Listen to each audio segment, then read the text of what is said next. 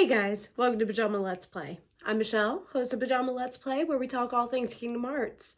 Today, I'm doing a character analysis of Ansem the Wise, and why, honestly, I assume he gave that title to himself. But before we get into that, make sure to like, share, subscribe, and ring the bell. You can follow me on Twitch and check out my Patreon. All of those links are in the description box down below.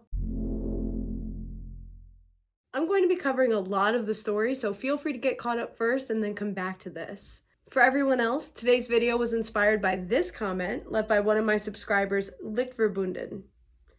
I hadn't actually put much thought into that device before, but when I went back to look at that scene, I decided it was time for another character analysis, Ansem the Wise, and why I'm assuming he gave himself that title.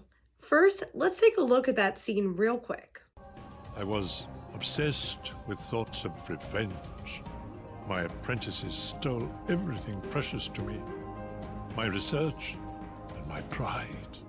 What's this gadget for? It's a device to reclaim Kingdom Hearts and encode it as data.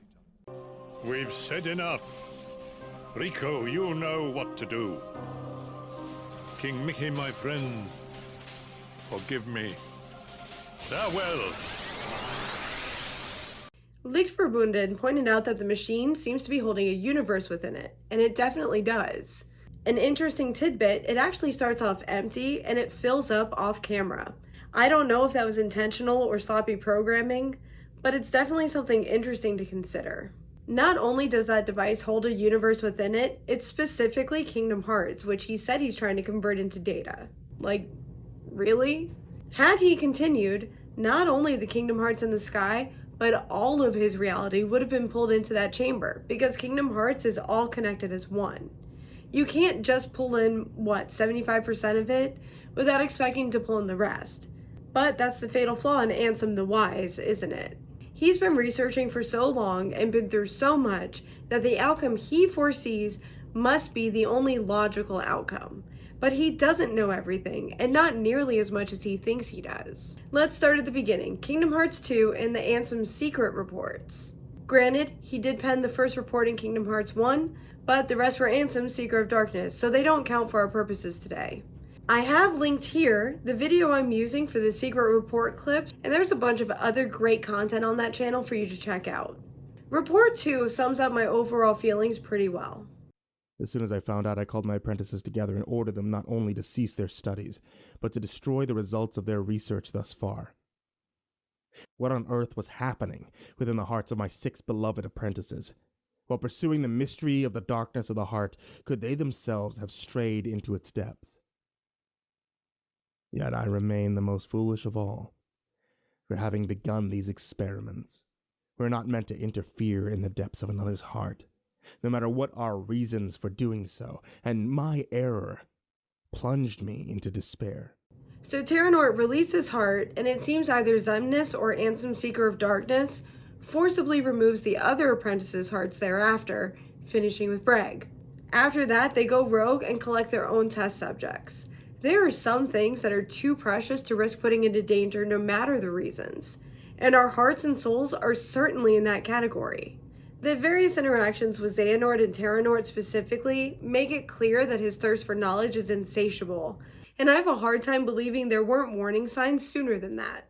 Let's also not forget that Kairi being sent off via lifeboat happened with Terranort, not Ansem Seeker of Darkness or nobody. That means Ansem the Wise was aware of the experiments conducted on children and clearly authorized them, for a while at least. No child does well in that type of environment, no matter the intentions, because they can't understand what's being done to them. The worst case scenario is they survive these experiences completely broken and traumatized, having to live with those feelings of betrayal and abandonment. I don't think that's a wise decision. Let's move on to Report 6. I found this part refreshing. My choice to befriend darkness here in the midst of nothingness was a sound one. The moment I stared straight ahead with a calm heart, neither rejecting darkness nor fearing it, I gained a newfound power. A superhuman power. The power of darkness. It is likely Xehanort and the others were enraptured by this power, eventually becoming its prisoners. I do not intend to allow my heart to be devoured by the darkness as they did, of course.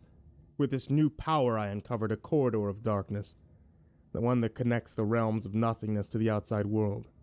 While it's still difficult to come and go as I please, my banishment is now a thing of the past. He actually did gain some wisdom by integrating the darkness instead of fighting it. Sometimes when you can't find any light, it's better to take a step into the dark and allow it to express itself. Once you understand the darkness, without giving in and lowering yourself to its level, you can work with it and find your way back to the light. Next is a bit from Report 11. I was reunited with an old friend at Castle Oblivion, but was unable to disclose my identity. If he knew the situation, he would likely try to stop me from carrying out my revenge. As much as I would dearly love to converse with him, as in the old days, that is now a hopeless dream. The only reason I'm mentioning this is because it hits one of my basic rules. If you can't tell someone you trust about what you're doing, you really need to take another look at your intentions. People make bad decisions all the time, and it's easily forgivable. But if you have the opportunity to hide it from someone that you actually trust, then this isn't just a bad decision made in the moment. This is something you actively thought about and chose to do. And those things tend not to stay secret for long. For Ansem the Wise, he wasn't concerned with disclosing his identity within enemy territory, but he didn't want to hear what Mickey would say about his reasons for entering the realm of light so blatantly in such a dangerous time. This means his intuition was telling him this was a mistake and he ignored it. Also, not a wise decision. And how does that revenge turn out? Plus side, Naminé got stronger and more independent because of him, allowing her to form her own heart. Though that wasn't his intention. And he was a friend and ally to Riku as he learned to incorporate his darkness with his light, so that's a positive. Otherwise, Xemnas and the others still got to enact the Keyblade War, the research went way further than it should have, and after the events of Kingdom Hearts 2, he's banished to the realm in between once again. In Kingdom Hearts 3, he gets rescued and makes amends with his apprentices, and aids in the research once again. We don't know how far that research is going to go this time, but let's take a look at the last time we see him for the time being. That happens in Melody of Memory, as seen here. Where voices can't reach. The other side of our world. Of reality. Unreality. A fictional world. Fictional? I'm afraid such mysteries are beyond our comprehension. Yes, perhaps. The three realms of our world. Light, darkness, and between. These are all places we can travel to, because they are on our side. This also includes the worlds of memories, data, and dreams.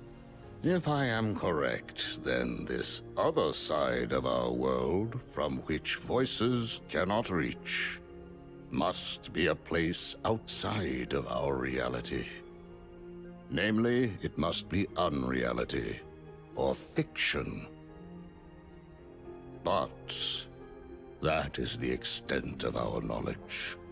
We don't get to see a lot of Ansem the Wise and his perspective on things, but I do appreciate that he's quick to note the limits of his knowledge. He does still come to conclusions about unreality and believes it to be a world of fiction, but he vocalizes it in a way that makes others take it as truth. Not exactly what I would classify as wise, but he does reiterate that they really don't know anything about this new realm, which I do appreciate. All in all, I would not have named him Ansem the Wise. Ansem the Curious, maybe. He's not a bad guy, but I do wonder who gave him that title and at what point in his life. I'm sure he was wise beyond his years in his youth, but he made a lot of foolish mistakes for someone who claims wisdom as part of their identity. So what do you think? Is Ansem the Wise as overrated as I think? Are there moments of wisdom that I missed? Tell me all of your thoughts in the comments down below. Also, don't forget to like, share, subscribe, and all the things I'm supposed to ask you to do, also in the description box down below. Until next time.